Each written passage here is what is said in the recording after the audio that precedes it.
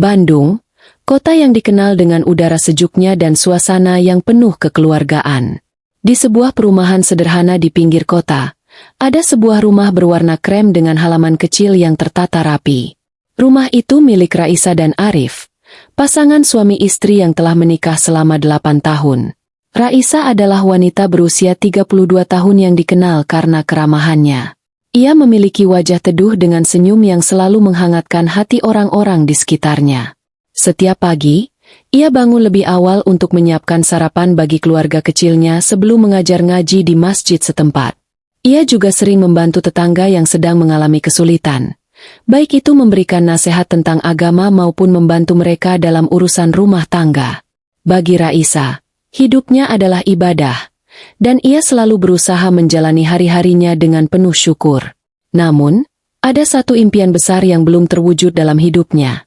Pergi ke Tanah Suci untuk menunaikan ibadah umroh. Impian ini sudah lama ia simpan dalam doa-doa malamnya, dan akhirnya, pada ulang tahunnya yang ke-32, Arif memberinya hadiah yang tak terduga, tiket umroh untuk 2 minggu ke depan. Arif, suami Raisa, adalah pria berusia 35 tahun yang tampak sebagai sosok penyayang dan bertanggung jawab. Ia bekerja sebagai wira swasta di bidang perdagangan elektronik, dan meskipun pekerjaannya cukup sibuk, ia selalu berusaha meluangkan waktu untuk keluarganya. Namun, dalam beberapa bulan terakhir, ada sesuatu yang mulai berubah dalam dirinya. Ia lebih sering pulang larut malam, jarang makan bersama keluarga, dan kadang-kadang tidak menjawab panggilan telepon Raisa. Ketika ditanya, ia hanya berkata, "Ada banyak proyek baru yang harus aku selesaikan, sayang." Meski begitu, Raisa tidak pernah curiga. Baginya, Arif adalah suaminya, pria yang selalu ia percayai sepenuh hati. Ia yakin bahwa perubahan sikap Arif hanyalah karena tekanan pekerjaan. Alif, anak sematawayang mereka, adalah bocah berusia 6 tahun yang ceria dan penuh energi. Ia sangat dekat dengan ibunya, Raisa, dan seringkali menemani ibunya saat mengajar ngaji di masjid. Alif adalah penghibur bagi keluarga kecil ini, dan kehadirannya selalu membawa kebahagiaan. Malam sebelum keberangkatannya, Raisa duduk di ruang tamu, memandangi tiket pesawat yang tergeletak di atas meja. Matanya berkaca-kaca karena bahagia. Ia merasa seperti mimpi yang menjadi nyata. "Ya Allah, Engkau benar-benar mendengar doaku," gumamnya dalam hati. Di sampingnya, Arif duduk dengan senyum hangat. "Aku bangga padamu, sayang. Ini adalah hadiah kecil dariku untuk semua pengorbananmu selama ini," katanya sambil menggenggam tangan Raisa erat. Raisa tersenyum, namun dalam hatinya, ada sedikit kekhawatiran. "Bagaimana kalau aku tidak bisa menjaga diri di sana?" tanyanya pelan. Arif tertawa kecil. "Kamu pasti bisa. Lagi pula, kamu sudah persiapkan semuanya dengan baik. Aku dan Alif akan menunggumu di sini. Jangan khawatir." Esok harinya, di bandara, Raisa mencoba menahan air mata saat berpamitan dengan Arif dan Alif. "Jaga dirimu baik-baik ya, Bu," kata Alif sambil memeluk ibunya erat. Arif hanya tersenyum, namun matanya tampak kosong, seolah menyembunyikan sesuatu. Setelah pesawat lepas landas, Raisa duduk di kursinya, menatap langit biru di luar jendela. Hatinya dipenuhi rasa syukur, namun di sudut hatinya yang paling dalam, ada firasat aneh yang sulit ia abaikan. Sementara itu, di Bandung, Arif duduk di mobilnya, menatap layar ponselnya dengan ekspresi murung. Ada pesan dari seseorang bernama Nadia, wanita yang telah menjadi bagian dari rahasia gelapnya selama beberapa bulan terakhir. "Kapan kita pergi?" tulis Nadia dalam pesan singkatnya. Arif menarik napas panjang, kemudian membalas, "Tunggu sampai dia pergi. Semua akan beres." Di Tanah Suci Makkah, Raisa merasakan ketenangan yang belum pernah ia rasakan sebelumnya. Setiap pagi, ia bangun lebih awal untuk melaksanakan sholat subuh berjamaah di Masjidil Haram. Ia menghabiskan waktunya dengan membaca Al-Quran, berdoa panjang, dan menunaikan ibadah umroh bersama rombongan jamaah lainnya. Namun, di tengah kesibukannya beribadah, ada sesuatu yang terus mengganggu pikirannya. Rasa tidak tenang tentang keluarganya di rumah. "Ya Allah, Aku tahu engkau selalu menjaga mereka. Tapi, kenapa hatiku terasa begitu gelisah? Gumam Raisa dalam sujudnya suatu malam. Ia mencoba menghubungi Arif setiap hari, namun panggilannya seringkali tidak dijawab atau hanya direspons dengan pesan singkat. Maaf, lagi sibuk meeting, sayang. Semoga ibadahmu lancar, tulis Arif dalam salah satu balasannya. Meski begitu, Raisa berusaha menepis rasa curiga. Baginya, Arif adalah suaminya, pria yang selalu ia percayai sepenuh hati. Ia meyakinkan dirinya sendiri bahwa semua ini hanyalah karena tekanan pekerjaan. Namun, pada hari kelima di Tanah Suci, sesuatu terjadi yang membuat firasat buruknya semakin kuat. Saat sedang berbincang dengan salah satu jamaah dalam rombongannya, seorang ibu parubaya bernama Bu Nisa, ia mendengar cerita yang membuatnya bergidik. Bu Raisa, kamu tahu nggak? Ada teman saya di Bandung yang baru-baru ini ketahuan kalau suaminya selingkuh sama rekan kerja. Parahnya lagi, katanya si suami udah ngajakin wanita itu buat tinggal bareng. Astagfirullah, kata Bu Nisa dengan nada prihatin. Raisa tersenyum tipis, mencoba menutupi ketidaknyamanannya. Masya Allah, ya Allah jagalah keluarga kami dari hal-hal seperti itu. Jawabnya pelan. Namun, dalam hati, cerita Bu Nisa terus terngiang-ngiang. Ia mulai mempertanyakan perilaku Arif belakangan ini. Mengapa ia jarang menelepon? Mengapa ia selalu pulang larut malam? Apakah benar-benar hanya karena pekerjaan? Sementara itu, di Bandung, Arif tengah duduk di sebuah kafe mewah bersama Nadia, wanita yang telah menjadi bagian dari rahasia gelapnya selama beberapa bulan terakhir. Nadia adalah rekan bisnisnya, seorang wanita karir berusia 30 tahun yang energik dan ambisius. Ia memiliki senyum yang memesona dan cara bicara yang meyakinkan. Namun di balik itu semua, ia juga memiliki sisi manipulatif yang membuatnya berhasil mendekati Arif. Aku sudah siapkan segalanya. Tinggal tunggu dia pulang, lalu kita langsung pergi ke Singapura, kata Nadia sambil menyesap minuman dinginnya. Arif tampak ragu. Apa nggak terlalu cepat? Aku masih punya tanggung jawab sama Alif. Nadia tertawa sinis. Kamu serius mau hidup seperti ini terus? Dia nggak pernah mengerti kamu. Arif, kamu butuh orang yang bisa mendukung karir dan impianmu. Dan aku bisa jadi itu. Arif menunduk, bimbang antara rasa bersalah kepada Raisa dan godaan yang ditawarkan oleh Nadia. Ia tahu bahwa apa yang ia lakukan salah, namun godaan untuk meninggalkan kehidupan lamanya semakin kuat. Pada hari ke-6, Raisa memutuskan untuk menghubungi Alif melalui panggilan video. Ia merindukan anaknya dan ingin memastikan bahwa semuanya baik-baik saja di rumah. Assalamualaikum, Nak. Sapa Raisa dengan senyum lebar saat Alif muncul di layar ponselnya. Waalaikumsalam, Bu. Balas Alif ceria. Namun, ada sesuatu yang aneh dalam ekspresinya. Biasanya, Alif sangat antusias saat berbicara dengan ibunya. Namun kali ini ia tampak murung. Kenapa, Nak? Ada apa? Tanya Raisa khawatir. Alif terdiam sejenak, lalu berkata pelan. Aku kangen Mama. Papa jarang di rumah akhir-akhir ini. Jantung Raisa seolah berhenti berdetak. Maksud kamu, Papa nggak pulang? Alif menggeleng. Papa bilang ada kerjaan penting. Tapi aku lihat dia pergi sama tante cantik kemarin. Raisa merasa seperti disambar petir.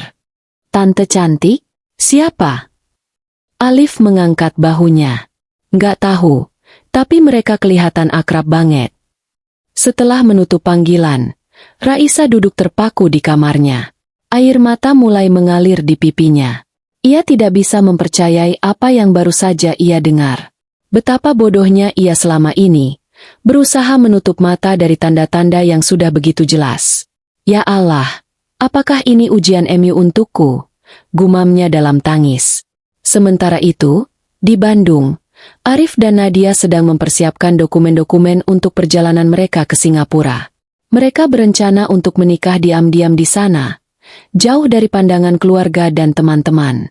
Arif tahu bahwa apa yang ia lakukan akan menyakiti Raisa, namun hasratnya untuk memulai hidup baru bersama Nadia semakin kuat. Di Tanah Suci, Raisa memutuskan untuk mempercepat kepulangannya.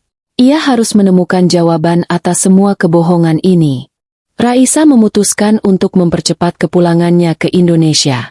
Ia tidak bisa lagi fokus pada ibadahnya setelah mendengar pengakuan Alif. Hatinya dipenuhi campuran rasa marah, bingung, dan kecewa. Ia mencoba menenangkan diri dengan berdoa dan membaca Al-Quran. Namun pikirannya terus melayang pada firasat buruk tentang Arif dan tante cantik yang disebutkan Alif. Setelah berkonsultasi dengan ketua rombongan umroh, ia berhasil mengubah jadwal penerbangannya. Dengan hati yang berat, ia meninggalkan Tanah Suci lebih awal dari rencana semula. Di dalam pesawat, Raisa duduk diam, memandangi awan di luar jendela. Pikirannya penuh dengan pertanyaan. Apakah Arif benar-benar berselingkuh? Siapa wanita itu? Dan bagaimana nasib keluarganya jika semua ini benar? Ya Allah, kuatkan aku, gumamnya dalam hati. Saat tiba di Bandung, Raisa langsung menuju rumahnya. Namun, apa yang ia temui membuatnya terhenyak. Rumah yang biasanya ramai dengan kehangatan keluarga kini tampak kosong dan sunyi. Tidak ada tanda-tanda keberadaan Arif atau Alif. Hanya ada secarik surat yang tertinggal di meja ruang tamu. Dengan tangan gemetar, Raisa membuka surat itu. Isinya adalah sebuah pesan singkat dari Arif. Raisa, maafkan aku. Aku harus pergi untuk sementara waktu. Ada urusan penting yang harus aku selesaikan. Jaga Alif baik-baik. Aku akan menghubungi kamu nanti. Tidak ada penjelasan lebih lanjut. Hanya tanda tangan Arif di akhir surat. Raisa meremas surat itu dalam amarah. Urusan penting? Apakah ini cara dia menutupi perselingkuhannya? Gumamnya. Ia mencoba menghubungi Arif, namun nomornya tidak aktif. Ketika ia mencoba menghubungi Alif, teleponnya juga tidak dijawab. Rasa cemas mulai menguasai dirinya. Kemana mereka pergi? Apa yang sedang terjadi? Keesokan harinya, Raisa memutuskan untuk menyelidiki lebih lanjut.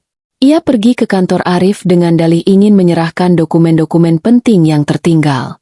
Namun, saat tiba di sana, ia disambut dengan jawaban yang mengejutkan. Maaf, Bu, Pak Arif sudah tidak masuk kantor selama seminggu terakhir, kata salah satu staf kantor. Tidak masuk kantor? Lalu di mana dia? Tanya Raisa, berusaha menahan emosinya. Staf itu menggeleng. Kami juga tidak tahu, Bu. Katanya ada proyek besar di luar kota. Raisa merasa semakin curiga. Ia mencoba bertanya kepada beberapa rekan kerja Arif, namun tidak ada yang memberikan jawaban pasti. Akhirnya, salah satu rekan dekat Arif, Anton, memberikan informasi yang membuatnya terkejut. Bu Raisa, saya nggak tahu apakah ini waktunya saya bicara atau tidak. Tapi saya pernah melihat Pak Arif bersama seorang wanita di sebuah kafe beberapa minggu lalu. Mereka tampak sangat akrab. Saya sempat bertanya siapa wanita itu, tapi Pak Arif hanya tersenyum dan bilang itu rekan bisnisnya. Jantung Raisa serasa berhenti berdetak. Rekan bisnis? Apa nama wanita itu? Anton mengangkat bahunya. Nggak tahu, Bu. Tapi sepertinya mereka sering bertemu akhir-akhir ini. Raisa merasa seperti dunianya runtuh. Ia tidak bisa lagi menyangkal kebenaran. Arif telah berbohong padanya. Setelah pulang dari kantor Arif, Raisa memutuskan untuk menyelidiki lebih dalam. Ia membuka laptop Arif dan mulai memeriksa riwayat pencarian serta aplikasi media sosialnya. Awalnya, ia merasa ragu untuk melanggar privasi suaminya. Namun rasa ingin tahunya lebih kuat daripada rasa bersalahnya. Di folder dokumen pribadi Arif, ia menemukan file-file yang mencurigakan. Ada tiket pesawat ke Singapura atas nama Arif dan seorang wanita bernama Nadia. Ada juga foto-foto mereka berdua yang terlihat sangat akrab, bahkan mesra. Salah satu fotonya menunjukkan mereka sedang berpose di sebuah restoran mewah, dengan senyum bahagia di wajah mereka. Air mata Raisa kembali mengalir deras. Ternyata benar, dia benar-benar meninggalkanku. Namun, di tengah keputusasaannya, ia menemukan sesuatu yang lebih mengejutkan, undangan pernikahan digital yang belum terkirim. Di undangan itu, tertulis nama Arif dan Nadia sebagai pasangan yang akan menikah di Singapura dalam waktu dekat. Setelah mengetahui semua kebenaran, Raisa duduk termenung di kamarnya. Ia tidak tahu harus berbuat apa. Bagaimana ia harus menjelaskan semua ini kepada Alif? Bagaimana ia harus melanjutkan hidupnya setelah kebohongan dan pengkhianatan ini? Namun, di tengah kebingungannya, ia ingat pesan yang sering ia sampaikan kepada murid-murid ngajinya. Hidup ini adalah ujian. Setiap masalah yang datang adalah kesempatan untuk menjadi lebih kuat. Raisa mengambil napas panjang. Ia memutuskan untuk tidak menyerah begitu saja. Ia akan menghadapi masalah ini dengan kepala tegak, meskipun hatinya hancur berkeping-keping. Aku akan ke Singapura, gumamnya dengan nada tegas. Aku harus menemui mereka dan mendapatkan jawaban. Dengan tekad yang bulat, Raisa mulai mempersiapkan perjalanan ke Singapura. Ia tidak tahu apa yang akan ia temui di sana. Namun satu hal yang pasti, ia tidak akan membiarkan Arif dan Nadia menghancurkan hidupnya tanpa perlawanan. Dengan hati yang penuh amarah dan kekecewaan, Raisa tiba di Singapura. Ia menggunakan informasi dari undangan pernikahan digital yang ditemukannya untuk melacak lokasi acara. Setelah beberapa jam pencarian, ia akhirnya menemukan alamat hotel tempat resepsi akan diadakan. Namun, saat berdiri di depan pintu hotel mewah itu, Raisa merasa ragu. Apakah ia benar-benar siap menghadapi kenyataan? Apakah ia mampu melihat Arif dan Nadia bersama dalam balutan busana pengantin? Hatinya dipenuhi rasa takut. Namun ia tahu bahwa ia tidak bisa mundur lagi. Aku harus melihatnya sendiri, gumamnya sambil menarik napas panjang. Ia masuk ke hotel dengan langkah gontai, mencoba menenangkan diri. Saat ia memasuki ruang resepsi, matanya langsung tertuju pada Arif dan Nadia yang sedang berdiri di pelaminan, tersenyum bahagia kepada para tamu yang hadir. Raisa terpaku di tempat. Tubuhnya gemetar. Namun ia berhasil mengumpulkan keberanian untuk mendekati mereka. Arif, panggil Raisa dengan suara bergetar, memotong suasana riang di ruangan itu. Semua mata langsung tertuju padanya, termasuk mata Arif yang melebar karena kaget. Raisa? Kata Arif dengan nada panik. Apa yang kamu lakukan di sini? Raisa melangkah maju, matanya berkaca-kaca. Apa yang aku lakukan di sini? Aku datang untuk bertanya, apakah semua ini nyata? Apakah kau benar-benar meninggalkan aku dan Alif demi wanita ini? Nadia, yang berdiri di samping Arif, tampak canggung. Bu Raisa, mungkin sebaiknya kita bicarakan ini di tempat lain. Tidak, potong Raisa tegas. Aku ingin jawaban sekarang. Di depan semua orang di sini. Ruangan menjadi hening. Para tamu saling berbisik. Ada yang penasaran, ada yang kasihan, dan ada yang hanya ingin melihat drama. Arif menunduk, tidak mampu menatap mata Raisa. Maafkan aku, Raisa. Aku tidak bisa melanjutkan hidup seperti dulu lagi. Aku butuh sesuatu yang baru. Dan apa tentang aku? Apa tentang Alif? Tanya Raisa dengan suara bergetar. Kami adalah keluargamu. Arif, bagaimana bisa kau begitu mudah melupakan kami? Arif tidak menjawab. Nadia mencoba membela diri. Bu Raisa, ini bukan soal siapa yang salah atau benar. Ini tentang dua orang yang saling mencintai dan ingin memulai hidup baru. Cinta. Raisa tertawa sinis. Kalian menyebut ini cinta? Meninggalkan keluargamu demi wanita lain? Apakah kalian tahu bagaimana rasanya dikhianati? Alif, yang ternyata juga ada di ruangan itu bersama pengasuhnya, tiba-tiba berlari ke arah Raisa. Mama, kenapa papa ada di sini sama tante ini? Raisa memeluk Alif erat. Air matanya mengalir deras. Mama tidak tahu, Nak. Tapi Mama janji, kita akan baik-baik saja tanpa dia. Setelah konfrontasi tersebut, Raisa memutuskan untuk segera meninggalkan hotel. Ia tidak ingin melihat wajah Arif atau Nadia lagi. Dalam perjalanan pulang ke Indonesia, ia merenungkan kehidupannya.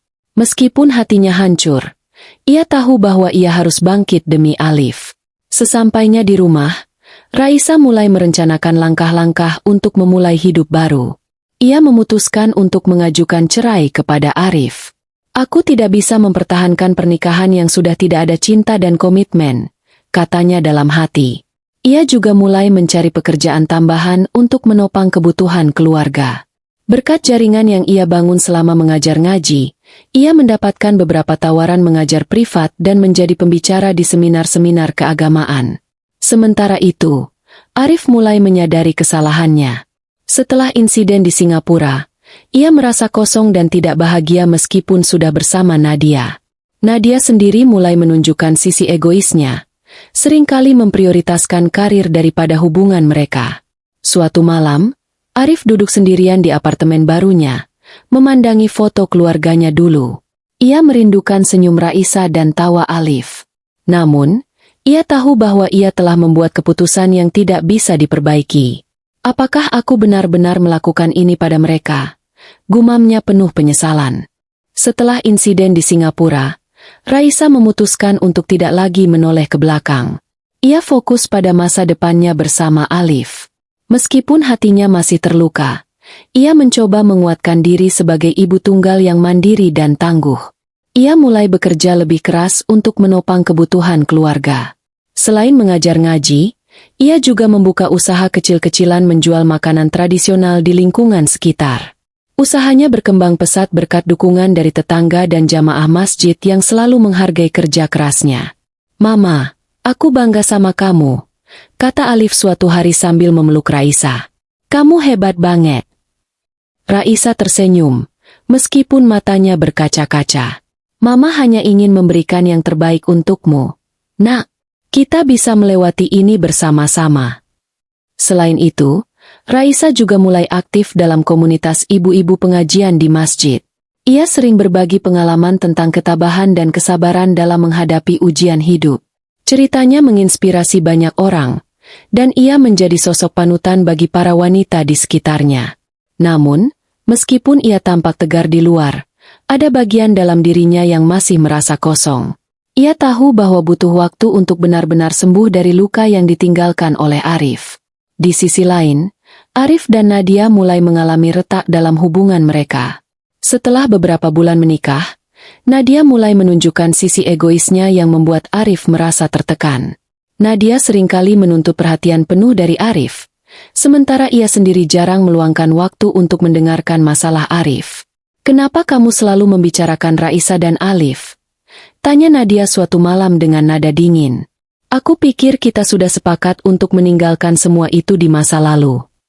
Arif menunduk, bingung dengan perasaannya sendiri. Aku hanya merindukan mereka. Aku merasa seperti aku telah kehilangan segalanya." Nadia tertawa sinis. "Kalau begitu, kenapa kamu tidak kembali saja kepada mereka? Mungkin mereka lebih cocok untukmu daripada aku." Pernyataan itu menyadarkan Arif bahwa ia telah membuat kesalahan besar.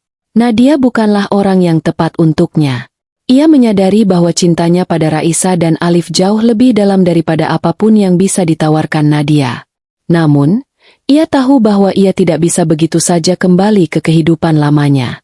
Ia telah kehilangan kepercayaan Raisa, dan ia harus menerima konsekuensi dari tindakannya. Beberapa bulan setelah kepulangannya dari Singapura, Raisa akhirnya resmi bercerai dari Arif. Proses perceraian berlangsung tanpa drama, karena Arif tidak memberikan perlawanan. Ia bahkan menyerahkan hak asuh Alif sepenuhnya kepada Raisa, menyadari bahwa ia tidak pantas menjadi ayah bagi anaknya setelah semua yang telah ia lakukan. "Aku minta maaf, Raisa," kata Arif saat sidang perceraian berakhir. "Aku harap kamu dan Alif bisa bahagia tanpaku." Raisa hanya menatapnya dengan tatapan datar. "Aku tidak membencimu, Arif. Tapi aku tidak bisa memaafkanmu begitu saja. Waktu akan menjawab apakah kita bisa saling memaafkan suatu hari nanti." Arif mengangguk, lalu pergi tanpa berkata apa-apa lagi. Setelah perceraian resmi, Arif memutuskan untuk menjalani hidup yang lebih sederhana. Ia meninggalkan pekerjaannya di bidang perdagangan elektronik dan mulai bekerja sebagai relawan di sebuah organisasi sosial. Ia berharap bahwa dengan membantu orang lain, ia bisa sedikit menebus kesalahannya di masa lalu. Suatu hari, ia bertemu dengan seorang pria tua yang bijaksana di organisasi tersebut. Pria itu memberinya nasihat yang membuatnya tersadar. Kesalahan adalah bagian dari kehidupan manusia, kata pria itu. Yang penting adalah bagaimana kita belajar darinya dan berusaha menjadi lebih baik. Arif mengangguk, merasa mendapatkan pencerahan. Ia memutuskan untuk terus berusaha menjadi pribadi yang lebih baik, meskipun ia tahu bahwa ia tidak bisa mengubah masa lalu. Setahun telah berlalu sejak perceraian Raisa dan Arif. Raisa kini menjadi figur yang sangat dihormati di lingkungan sekitarnya.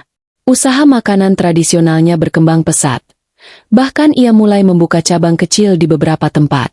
Ia juga sering diundang sebagai pembicara dalam seminar-seminar motivasi untuk perempuan. Berbagi pengalaman tentang bagaimana ia bangkit dari patah hati dan menjadi ibu tunggal yang mandiri. Alif tumbuh menjadi anak yang cerdas dan penuh kasih sayang. Meskipun ia kehilangan sosok ayah, ia tidak merasa kekurangan cinta karena Raisa selalu ada untuknya.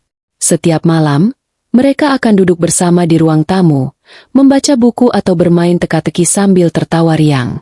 "Bu, aku mau jadi kayak mama kelak," kata Alif suatu hari dengan mata berbinar. Kuat dan gak pernah menyerah. Raisa tersenyum, memeluk Alif erat. "Kamu pasti bisa lebih hebat dari mama, Nak. Asalkan kamu selalu ingat untuk bersyukur dan tidak takut menghadapi tantangan." Hidup mereka mungkin tidak sempurna, namun mereka menemukan kebahagiaan dalam hal-hal sederhana. Mereka belajar untuk melihat setiap ujian sebagai pelajaran hidup yang membuat mereka lebih kuat. Di sisi lain, Arif masih menjalani hidupnya dengan penuh penyesalan. Meskipun ia telah banyak berubah, menjadi relawan, membantu orang lain, dan mencoba menjadi pribadi yang lebih baik, ia tahu bahwa ia tidak bisa menghapus kesalahannya di masa lalu. Suatu hari, ia bertemu dengan seorang teman lama, Dedi, yang mengetahui tentang ceraiannya dengan Raisa. Dedi menawarkan nasihat yang membuat Arif terdiam. Orang bisa berbuat salah, Arif. Tapi yang membedakan manusia satu dengan yang lain adalah bagaimana dia berusaha memperbaiki kesalahannya. Kamu sudah melakukan banyak hal baik. Sekarang, tinggal tunggu waktu apakah kamu bisa mendapatkan maaf dari orang-orang yang kamu sayangi.